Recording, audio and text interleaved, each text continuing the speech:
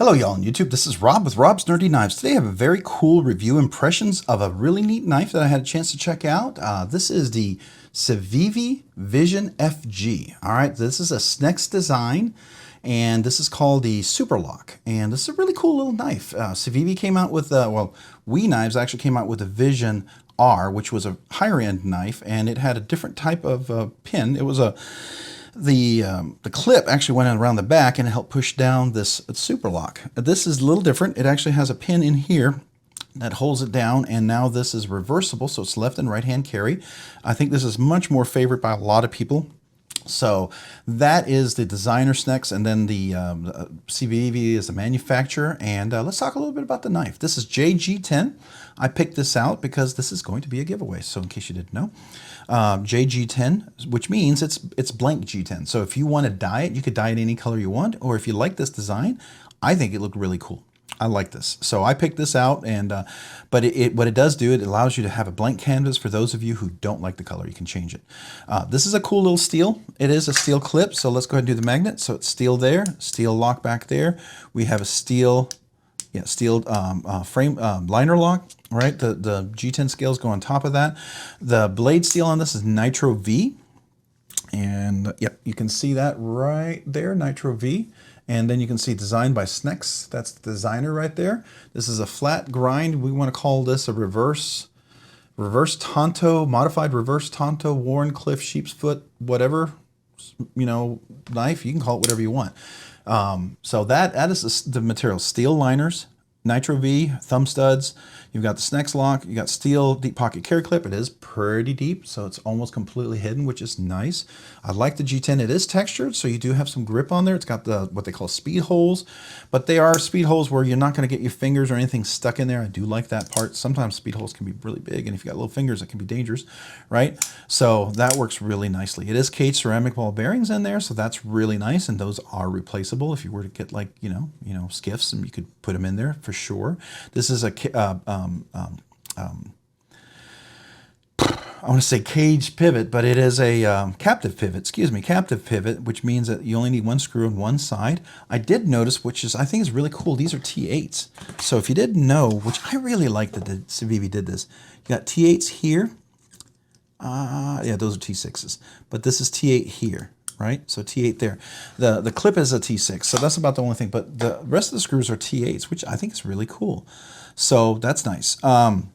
So those are the materials, blade steel type handle.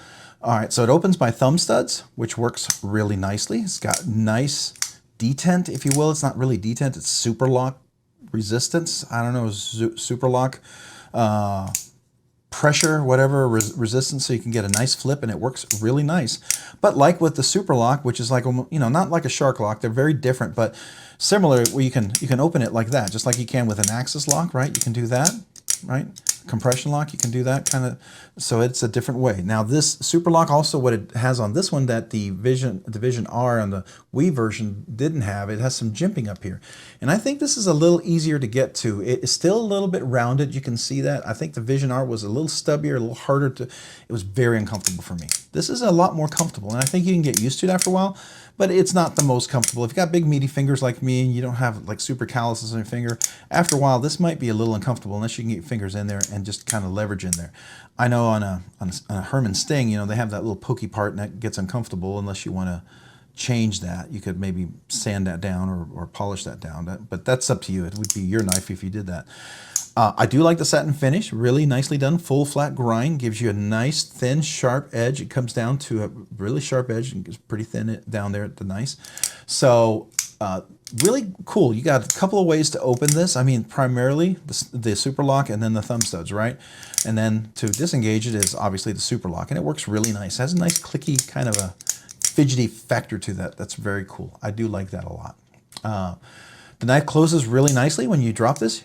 It has a nice drop shut to it, right? It drops really well. And when you release that Snecx Snecx Design Superlock, it'll go in there really nicely. So if you just time it right, you're not going to bounce. But if you leave it open, obviously it will bounce like any axis lock or button lock will. But this is super, super solid. This engages a blade. No blade rock in there really solidly. And when it goes in there, you can also hear it kind of, you can see here's the Superlock, and see when it closes. Let's do that again. You can see this come in and this go down. See how that engages there? And it's in there nice and solid. There's no rock or shifting or anything like that. Super well centered. I think the centering is really good. Yep, still dead on center, so that's nice. I like that a lot. I like that a lot. The lock type, we already talked about, it's called a Superlock, and it does go into the tang of the blade back there, and you can sort of see that this is where it engages for the lock, and this is where it engages when it's, this is where it engages when it closes, and it's got a little ramp, so it can, you can, that's what's causing the resistance for when you're flicking it with the thumb studs, right? It has to overcome that. And then over here, it's a much sharper edge, and you see how it locks in there? So that's what locks it in place, and that really, really keeps it nice and solid, right? So that it's a really solid, solid design. All right, so let's go ahead and do a little bit of measurements on this one. All right, oh, it's in grams. Let's get over to ounces. All right, so see how many ounces this weighs. So it's 4.38 ounces. It's not super light, it's not super heavy, and part of the lightness is there's some relief in there, these holes. Obviously, it's going to do a little relief in the steel. I mean, could it have had some more weight relief?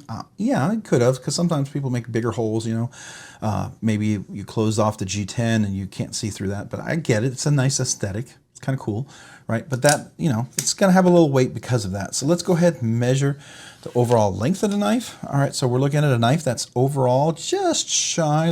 Are we at 8 inches? Man, we are really, really close.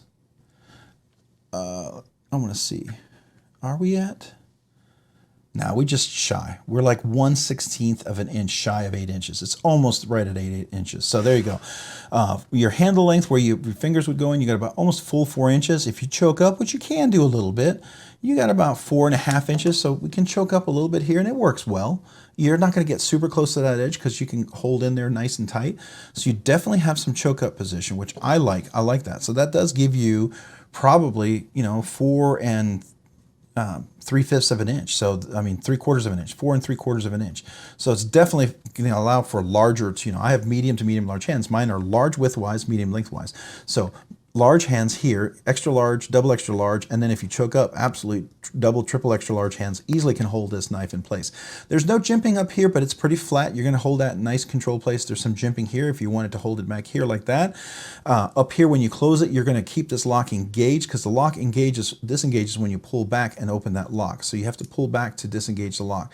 So if you hold this nice and tight, you're going to keep that lock fully engaged, right? So there you go. All right, let's talk about the overall cutting length. So we're looking at a blade, well, from the tip to the handle, we're looking at 3.5 inches. So it's definitely over 3 inches. If you're looking at just cutting length, you're about 3 and I want to say 1/8 of an inch. So it's definitely over 3 inches. So keep that in mind for your knife laws and stuff. All right, let's look at the thickness of the blade next here. All right, so we're looking at a blade that's 119th, 120th, 120 thousandths of an inch. So 0.11 or 0.12 inches. It's just almost up there, right? It's almost going to be up there at 120 thousandths of an inch.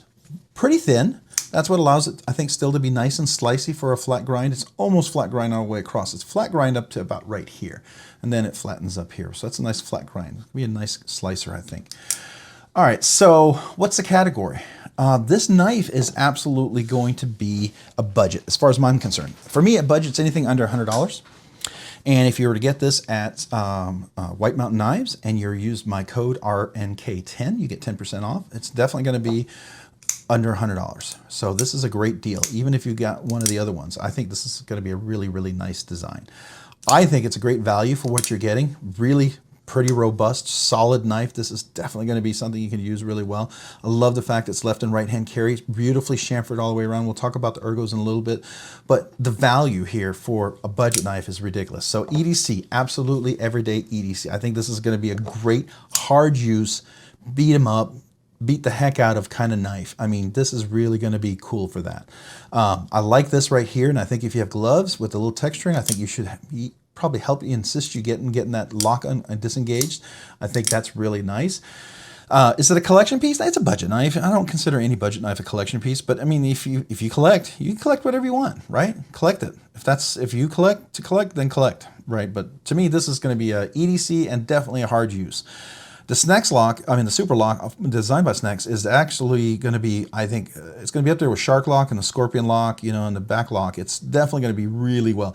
If you were to take one and you're going to go chop some wood, one of these types of locks are going to have a little better chance of engagement.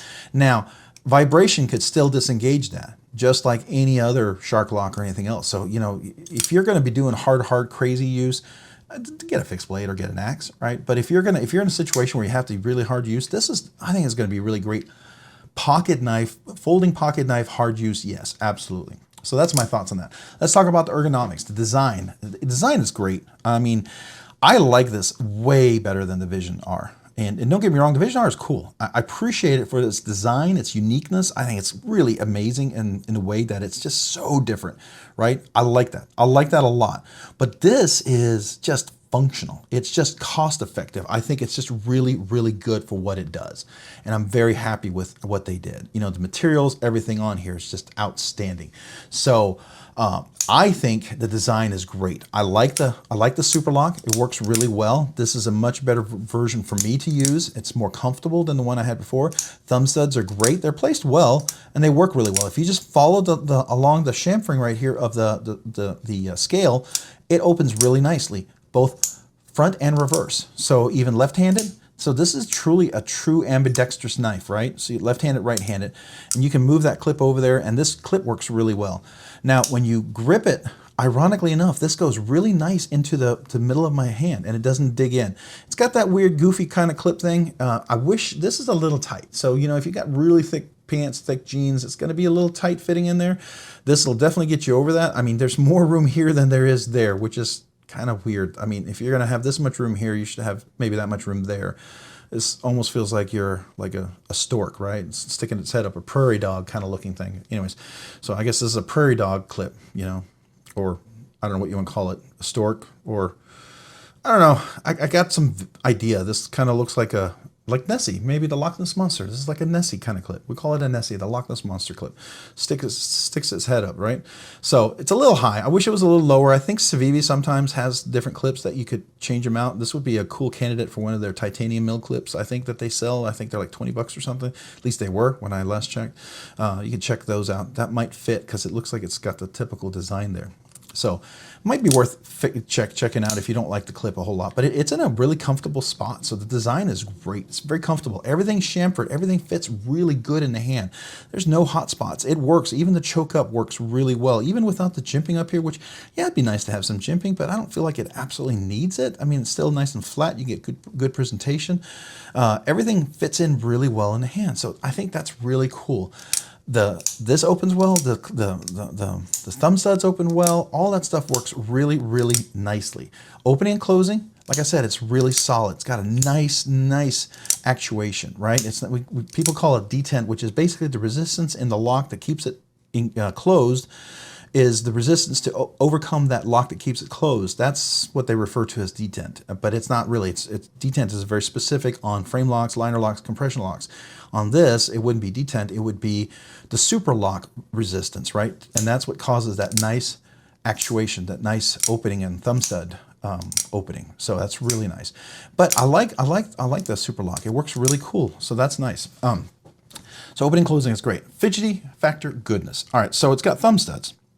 And I don't think I can really, I could sort of get in there. Let's see. Yeah, I could get my finger in there, so that's sort of a bonus. You can definitely get your finger in there. It's a little tight. Can I do both hands? Let's see. Yeah, okay. I hadn't tried that. That's kind of surprising, honestly. I was like, okay, I did not. Oop, now, of course, I can't do it. Sorry. What am I doing? Come on. Come on. What? There we go. Oh, my hand's a little sore. I don't know why. I was at a football game yesterday. My hand's just kind of sore. Anyways, that worked really, worked a lot better than I expected. So, okay, so that's a bonus. Got the thumb studs. You got the middle finger flick. We've got the Superlock open and close, which is always cool. It's kind of like an axis lock or button lock. That's cool. So I'm going to give this the fidget factor because of that middle finger flick. I was not expecting. This is going to get a 7. A fidget factor is 7 out of 10. It's not super, it doesn't have a flipper, it doesn't have a front flipper and all that stuff. If you did all that, you can get up in the range of a 10, right? You know, 10 plus, whatever. So as far as fidgety goodness, that Superlock is, yeah, it's addictive. You can see that. It's like a shark lock. You just go all day long here. And for those of you guys who find this annoying, I'm sorry, it's really annoying, but it is so addictive. And the reverse flicking, everything works just really, really nice. I like that. And I gotta tell you, that middle finger flick is just a cool surprise. I wasn't expecting that. Oops, now I'm having a little trouble. There we go. And you can get it really done nicely because you see there's the flat grind right there. It's just enough of an edge for me to get a little grip right there, and boom, there you go. You know, it's nice. Likewise, if you get over here like this, and oops, I'm just gonna make sure I get the, my hand's tired on this hand. There you go. As long as I get my hand in there. It's just a little sore. All right, so I'm gonna give it 100%. It's 100% for what it does. That's amazing. I don't do that normally with a budget knife, but definitely 100% for what it does. It's really, really fun. I wish the Wii knife was designed like this, with a mill clip, and it had titanium scales. It had this jimping and texturing. It wasn't, you know, this weird, goofy, stupid clip that they had back there. And it worked like this with a really nice blade steel. I would love that. I would be more of a fan of the Vision R. I like this design way better than the Vision R. And no offense to the Vision R, I think the Vision R broke a lot of barriers and opened the door for design, but they just have really improved this so nicely. So I'm a big fan. It's going to be a giveaway. I wish it's one of those knives that you bought to give away and you're like, man, I like it. I might have to acquire one again to keep in my collection. But I tend to give, you know, lower knives away, you know, I guess budget knives away because they're within my cost realm, because I have to buy my own knives for giveaways, right? I don't get manufacturers give me free knives to go out and give away. Not at that level yet. I'm not up there with, you know, like Tri-State and Lefty EDC and MC and, you know, Neves Knives and all those, you know, big giant channel guys, right? So I'm just a little itty bitty rinky dink little guy. So I get these knives, I buy them myself. I use all the funds I get from my YouTube channel and they go toward the giveaways. So you guys get something, right? All right, so that's my thoughts on that. Is fidget goodness 100%. Overall thoughts, recommendation? Yes, 100%. Yes, yes, yes, and then yes again. I do recommend this. I'm really surprised. After having it here and using it more and more, I really started liking this a whole lot more. And I've got it more comfortable with this Superlock.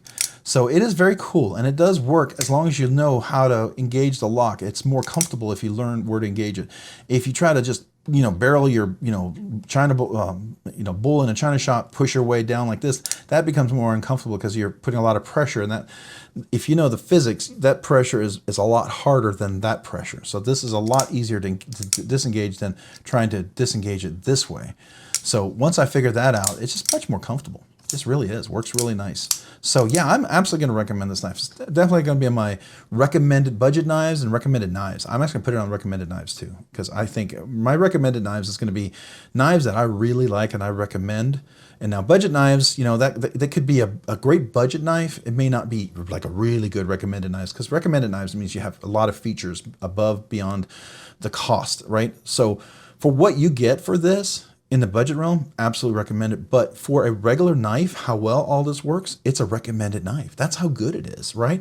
If they just put more premium materials and made this $150, $200 knife, I'd still feel the same way about it and still recommend it. It's fantastic. If they redid the Wii and did this design like that, it would absolutely become a recommended knife, right? The Vision R was not a recommended knife for me. The Vision FG absolutely is. And I know some of you guys may disagree, and that's fine. We can agree to disagree, right? It's just my thoughts on this thing. I'm just showing you what I think. So, you know, feel free to comment down below, disagree with me, tell me I'm an idiot. I'm okay with that. That's perfectly fine. Hey, if you found this content fun, interesting, worthwhile, entertaining, or informative, would you please consider hitting the like button down below? And if you've already hit that like button, please consider subscribing. Subscribing and liking the channel really helps me out. Helps the channel to produce more content, do more things for you guys. Really, really thank you for that.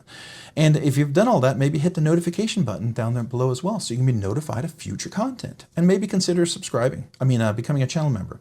Consider being a channel member. I would really appreciate that. Helps me to do more things for the channel, because all you guys, awesome members, really, really do help the channel a lot. And if not, don't worry, it's fine. Just, you know, maybe watch the videos, and that helps out too.